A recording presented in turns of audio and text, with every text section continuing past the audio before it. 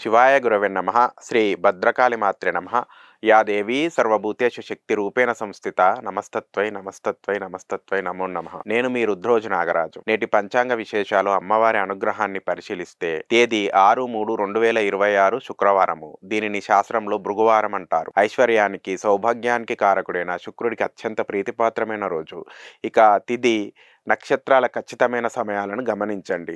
తిథి విషయానికొస్తే తదియా తిథి ఈ రోజు సాయంత్రం 5:24 వరకు ఉంది. తదుపరి చవితి ప్రవేశిస్తుంది. తదియా తిథి కొత్త వ్యాపారాలు ప్రారంభించడానికి, గృహ అలంకరణ వస్తువులు కొనడానికి చాలా శ్రేష్టం. నక్షత్రం చంద్రగ్రహ పాలిత హస్త నక్షత్రం, కానీ ఈ రోజు ఉదయం 9:18 వరకు మాత్రమే ఉంటుంది. తదుపరి కుజగ్రహ పాలిత చిత్తా నక్షత్రం ప్రవేశిస్తుంది. చిత్తా నక్షత్రం అంటే అద్భుతమైన రూపం అని అర్థం. కళాకారులకు, డిజైనర్లకు ఈ రోజు చాలా లాభదాయకంగా ఉంటుంది. కానీ ఈ రోజు అత్యంత అప్రమత్తంగా ఉండవలసిన నెగిటివ్ సమయాలు ఇవే. దుర్ముహూర్తము ఉదయం 8:37 నుంచి 9:24 వరకు, తిరిగి మధ్యాహ్నము 12:32 నుంచి 1:19 వరకు, వర్జ్యము సాయంత్రం 5:49 నుండి 7:32 వరకు ఉంది. ఈ సమయాలలో ఎవరికీ అప్పు ఇవ్వకండి, ప్రయాణాలు పెట్టుకోకండి. ఇక అత్యంత అప్రమత్తంగా ఉండవలసిన వారు వృశ్చిక, ధనస్సు మరియు మీన రాశుల వారు. మీకు ఈ రోజు ఘాతవారం. శుక్రవారము శుక్రుడు అలాగే చిత్తా నక్షత్రము. సో జ్యోతిష శాస్త్రంలో శుక్రకుజుల కలయికను విపరీతమైన ఆకర్షణ, అదే సమయాలలో ఆకస్మిక ఖర్చులను కూడా సూచిస్తుంది. ఈ 3 రాశుల వారు ఈ రోజు విలాసాల కోసం డబ్బు నిల్లలా ఖర్చు చేస్తారు. ముఖ్యంగా వ్యతిరేక లింగ వ్యక్తులతో మాట పట్టింపులు రావచ్చు.